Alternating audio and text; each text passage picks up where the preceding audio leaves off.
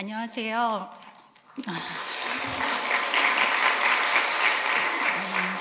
저는 남편 조민수 형제, 딸 수환, 아들 하준이와 함께 분당에서 출석하고 있는 박진자 자매입니다.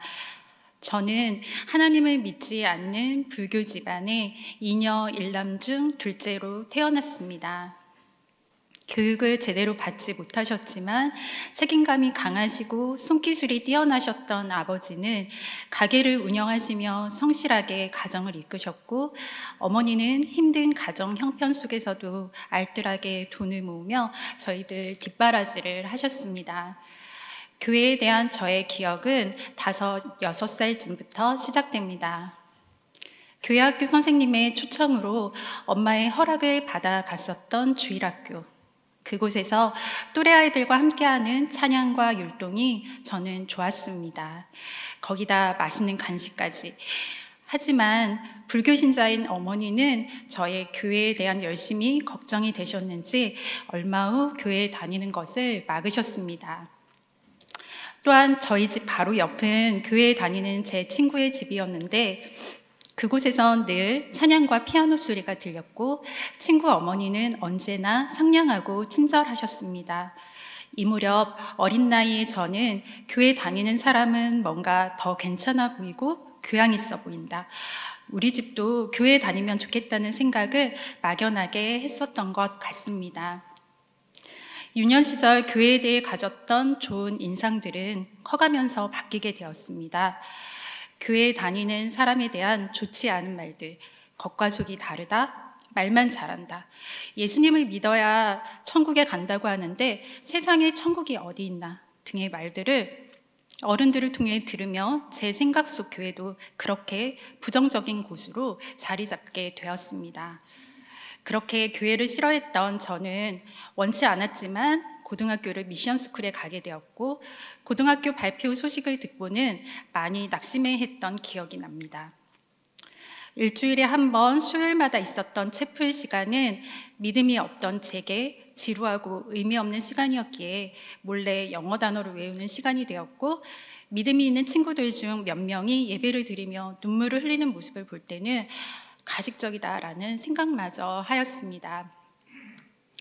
가정 형편이 넉넉지 못함에도 불구하고 저를 인문계 고등학교에 보내주신 부모님께 보답해야 한다는 생각으로 고등학교 생활을 열심히 했던 저는 목표한 대학에 입학하게 되었습니다.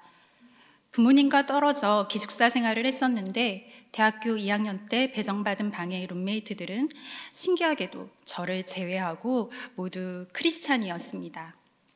3학년 언니는 저녁 시간이면 늘 찬송을 크게 틀어놓고 주일마다 제게 전도지를 건네주었고 동급생인 친구는 늘 아침이면 성경책을 보는데 시험 기간에도 변함없이 성경 읽는 모습을 보며 나와는 상반된 평안한 모습에 부럽기도 하고 의아하기도 했습니다. 그러던 제게 시련이 닥쳤습니다. 2학년 겨울방학 때 있었던 부모님의 다툼과 이혼 위기. 그날 밤 저와 남동생은 두려움에 떨며 깜깜한 밤을 보냈고 저는 지푸라기라도 잡아야겠다는 심정으로 하나님께 울면서 기도를 했습니다. 제 기도를 들어주시면 하나님을 믿겠다고 하면서 그렇게 기도 중 저도 모르게 잠이 들었는데 깨어보니 이튿날 아침은 신기하게도 태풍 이후의 맑은 하늘처럼 너무나 평온했습니다. 하나님의 기도 응답에 감사했고 당장은 아니지만 언젠가는 교회에 가야겠다는 생각이 마음속 아주 작은 구석에 자리 잡게 되었습니다. 겨울방학을 마치고 대학교 3학년 어느 날 늘 제게 주일 저녁마다 전도지를 전해주었던 룸메이트 언니는 제게 성경 공부를 같이 해보지 않겠냐고 권유를 하였습니다. 그때 저는 하나님께 했던 약속을 기억했고 그 약속을 지키기 위해 썩 내키진 않았지만 일주일에 한 번씩 언니와 만나 성경 공부를 하였습니다. 성경 공부 전 기도와 찬양으로 시작을 했는데 찬양을 부르는 것은 좋았지만 성경 공부는 성경을 처음 접하는 제게 힘든 시간이었습니다. 무엇보다 나를 죄인이라고 콕콕 짚는 대목들에서 저는 그것을 결코 시인할 수 없었기에 더욱 힘들었습니다. 하지만 늘 신실하게 성경 공부를 인도해 주었던 언니는 그런 저를 잘 붙잡아 주었습니다. 그렇게 성경 공부를 하면서 저는 주변 친구들의 권유로 학교 근처에 있는 교회에 출석하게 되었고, 그곳에서 여름 수련회를 계기로 저는 내가 죄인이란 사실과 하나님이 나의 구원자, 나의 하늘 아버지이심을 마음으로 고백하고 입으로 시인할 수 있게 되었습니다. 그날 이후로 저의 삶은 180도 바뀌게 되었습니다. 그렇게 좋았던 세상의 문화, 세상의 노래가 싫어졌고, 대신 교회에 가는 것이, 그리고 하나님을 찬양하는 것이 가장 큰 기쁨이 되었습니다. 매일 아침 말씀을 보며 하루를 시작하였고, 늦은 저녁 시간엔 근처의 작은 교회에 들어가 그 누구에게도 말하지 못했던 나의 모든 생각과 고민을 하나님께 털어놓으며 기도하는 것으로 하루를 마쳤습니다. 가족들에게 이 기쁨을 전하고 싶은 마음에 하나님을 믿자마자 바로 고향으로 내려가 전도를 할 수밖에 없었고, 교회에서 하는 성경 공부와 봉사 모임에도 적극적으로 참여하게 되었습니다. 그렇게 믿음 생활을 했던 저는 28살이 되던 해에 자취방 주인 할머니, 남편의 고모님으로부터 지금의 남편을 소개받게 되었습니다. 처음 만났을 때 호감을 갖게 되어 두 번째 만남을 갖게 된 날, 남편은 제게 킹제임스 성경을 소개해 주었고, 킹제임스 성경만이 올바른 성경이며 그 외의 성경들은 모두 변개되었다고 하였습니다. 또한 현재 교회에서 부르고 있는 CCM은 하나님께 드리는 찬양으로 합당하지 않고 가사만 하나님을 찬양하고 있지 나머지는 세상의 노래와 다름없는 것이라고 이야기해 주었습니다. 그동안 교회를 다니면서 한 번도 들어보지 못한 말들이었기에 이 사람 이단이구나 라는 생각을 하게 되었고, 그 이후로 남편과는 연락을 끊었습니다. 그 사이 마음속 제가 생각했던 결혼 정년기는 점점 지나가고 늘 하나님께 기도했던 배우자에 대한 기도를 다시금 돌이켜보며 정말 나는 기도한 것처럼 하나님을 가장 사랑하고 가정을 소중히 여기며 자신의 일에 신실한 사람을 찾고 있는지 생각해보게 되었습니다. 주변의 교회를 다녀도 술과 담배를 하고 믿음이 없이 교회만 다니는 사람이 많은데, 그 순간 제게 킹제임스 성경을 소개해 주었던 그 사람이 생각났습니다. 그 사람은 하나님을 정말 사랑하는 사람임에는 분명해 보였기 때문입니다. 그때가 남편을 처음 만난 지 1년쯤 지났을 때였고, 때마침 주인 할머니께서 둘 다 아직 짝이 없는 것 같은데 다시 만나보지 않겠냐고 다리를 놓아주셔서 지금의 남편을 다시 만나 결혼하게 되었습니다. 남편과 결혼을 하기 전 남편이 다니는 교회가 이단인지 아닌지는 제게 아주 중요한 문제였습니다. 그래서 인터넷에 킹제임스 성경을 넣어 검색을 해보았습니다. 인터넷에 올라온 글들을 열심히 찾아서 읽어보았고, 다행히 그리스도 예수 안에라는 이름으로 킹제임스 성경에 대해 쓴 글들은 킹제임스 성경이 완전하고 우호한 성경임을, 탄탄한 성경적 교리를 바탕으로 부드럽고 온유한 태도로 너무나 잘 설명해 주고 있었기에 남편이 보고 있는 성경과 다니고 있는 독립침례교회가 이단이 아님을 어느 정도 확신하고 조금씩 신뢰를 갖게 되었습니다. 하지만 독립침례교회에 적응하기는 쉽지 않았습니다. 그 당시 남편을 따라 경기 북부에 위치한 독립침례교회에 다니게 되었는데, 제가 기존에 다녔던 교회와는 분위기와 문화가 사뭇 달랐기 때문입니다. 결혼을 하고 바로 아이가 생기게 되면서 아이를 양육하는 기간 동안에는 말씀을 듣거나 볼 수 있는 시간도, 체력도, 집중력도 모두 부족했었고, 늘 하나님을 향한 갈급함은 있으나 회복되지 않는 일상이었던 것 같습니다.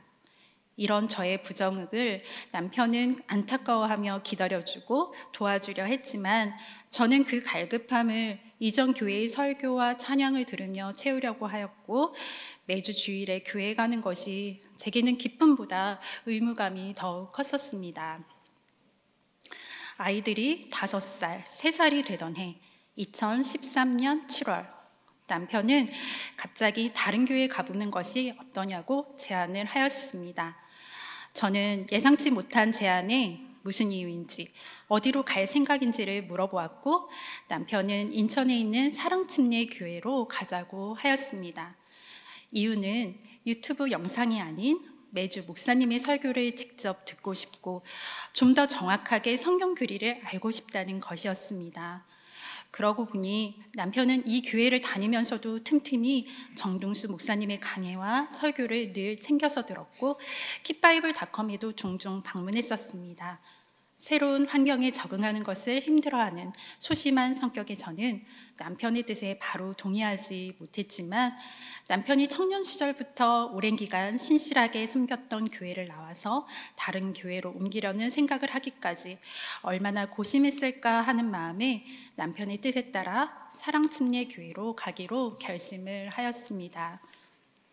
사랑침례교회에 처음 왔을 때 하나님을 향한 뜨거운 찬양과 목사님의 겸손하면서도 진정 어린 기도, 그리고 은혜로운 말씀까지 예배의 모든 것들이 참 좋았고 저도 모르게 눈물을 흘렸던 기억이 납니다. 그 이후로 저는 먼저 킹제임스 성경에 대해 제대로 알고 확신을 가져야겠다는 생각에 kit바이블닷컴에 들어가 보았고 첫 화면에 뜨는 사무엘 김 박사님의 영상들을 보면서 킹제임스 성경의 무호성과 왜 우리가 킹제임스 성경을 읽어야 하는지에 대해 분명하게 깨닫게 되었습니다.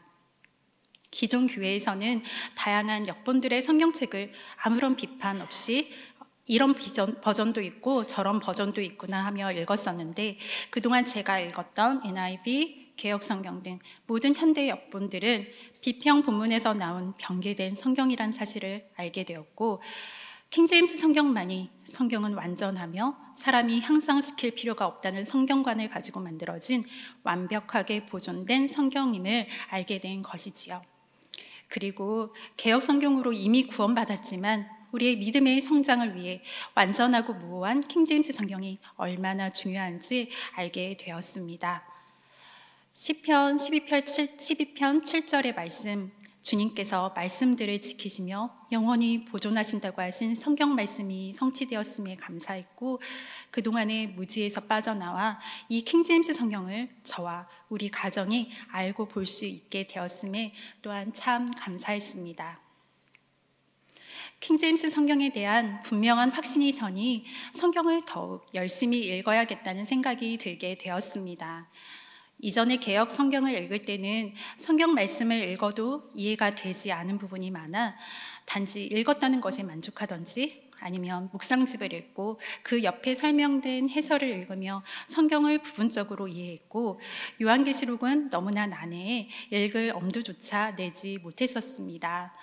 하지만 킹제임스 성경을 읽으면서는 이해하기 쉬운 단어와 문장으로 번역이 되어 있어서 성경을 읽고 이해하기가 훨씬 수월했고 요한계시록과 같이 배경 지식이 부족해 읽기 어려운 성경책의 경우는 유튜브에 올라온 정동수 목사님의 설교와 강의 말씀들을 챙겨 들으면서 읽으니 내가 몰랐던 말씀을 깨달음으로 인한 기쁨이 참으로 컸습니다.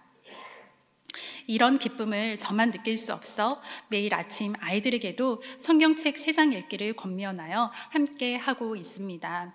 사실 제가 아침 일찍 출근해야 하는 관계로 아이들이 등교 전에 성경책을 읽고 핸드폰으로 녹음하여 제게 녹음 파일을 메시지로 보내는데 이 과제를 수행하지 않으면 벌금이 있습니다.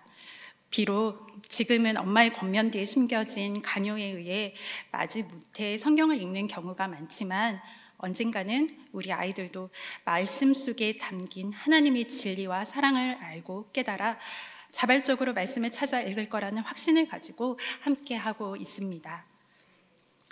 초등학교 때부터 쭉 교육받아온 진화론의 영향으로 크리스찬이 된 이후로도 지구의 역사를 46억 년 전이라고 믿고 있었던 저는 교회에서 열린 창조론 강의나 창조론 관련 서적들을 읽으며 지구의 역사가 성경 그대로 6,000년임을 온전히 믿게 되었습니다.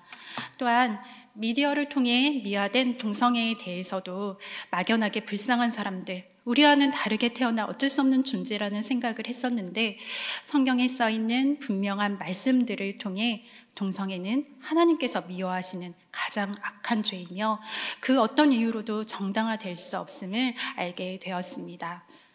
저희 가정의 가장 큰 변화는 정치적인 문제였는데 저는 정치와 종교는 별개라는 생각으로 정치에 대해 워낙 무관심했었고, 남편은 좌파 성향의 라디오 방송을 즐겨 들으며 말로는 난 중도이다라고 주장했었습니다. 박근혜 대통령 탄핵 사건 이후 정치적인 이슈들이 교회에서도 많이 거론되었고, 목사님께서는 이전과 달리 정치와 관련된 이야기들을 설교 시간에도 많이 하셨습니다. 이런 부분들 때문에 목사님과 정치적인 생각을 달리하는 많은 성도들은 교회를 떠났고, 저와 남편 역시 교회를 떠나야 하나 많은 고심을 했었습니다. 그때 남편은 성경 말씀에 대해서 이렇게도 정확히 알고 전하시는 목사님이신데 정치적인 부분에서 섣불리 생각하고 판단하실 리 없다라며 조금 더 기도하며 생각해 보자라고 제안을 하였습니다. 이후 저희 가정은 기도하며 우리의 생각이 틀렸을 가능성을 열어놓고 목사님의 설교와 교회에서 열린 정치 강연을 들었고, 유튜브를 통해 교회 자매님이 추천해 주신 이호 목사님의 강의도 들었습니다. 그리고 그로부터 6개월쯤 지난 후 저와 남편은 기존에 우리가 갖고 있던 정치적인 생각들이 얼마나 잘못되었는지 깨닫게 되었고, 건국 대통령이신 이승만 대통령과 우리나라를 지금의 선진국으로 만들어주신 박정희 대통령에 대해서도 미디어나 교과서가 말하는 바가 아닌 성경적인 가치관 안에서 그분들의 공로를 제대로 알게 되었고, 참으로 존경하고 감사할 수 있게 되었습니다.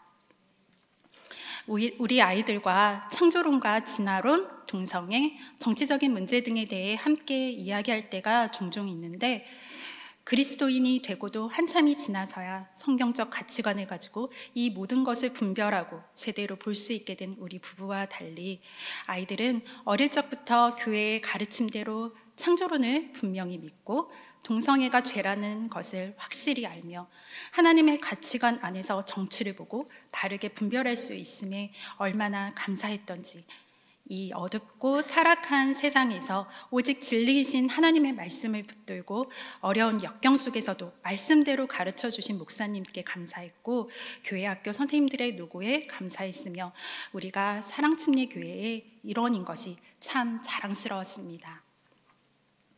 아주 어릴 적부터 하나님께선 하나님을 알만한 것들을 제게 수없이 많이 보여주셨고, 그리고 결국 믿음의 길로 갈 수 있도록 인도해 주셨습니다.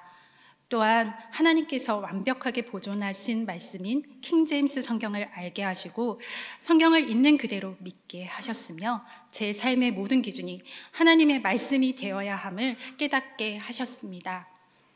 그리고 이러한 성경적 가치관을 가지고 이 땅을 살아갈 수 있도록 사랑침례교회로 불러주셨습니다. 이 모든 과정에 있어서 하나님께서는 믿음의 사람들을 사용하셨고, 지금도 제 주변에 있는 믿음의 지체들을 통해 저는 많은 것들을 배우고 도전을 받고 있습니다. 한 가정의 엄마, 아내, 사회에서는 아이들을 가르치는 교사로서 제가 가진 능력은 참으로 미약하고 부족합니다. 그리고 제게는 아직 구원받지 못한 사랑하는 친정과 시댁 가족들이 있습니다. 그렇기 때문에 저는 매일매일 하나님의 말씀에 의지하며 나아갈 수밖에 없고, 또 기도하며 모든 것을 하나님께 맡겨드릴 수밖에 없음을 고백합니다. 갈라디아서 2장 20절 말씀, 내가 그리스도와 함께 십자가에 못 박혀 있으나 그럼에도 불구하고 사노라. 그러나 내가 아니요 그리스도께서 내 안에 사시느니라. 나는 지금 내가 육체 안에서 사는 삶을 나를 사랑하사 나를 위해 자신을 주신 하나님의 아들의 믿음으로 사노라. 이 땅에서 살아가는 동안 저와 우리 가족의 삶이 나의 만족이나 행복이 아닌 오직 하나님께 기쁨이 되고 영광 돌려드리길 간절히 소망하며 부족한 간증을 마치고자 합니다. 경청해 주셔서 감사합니다.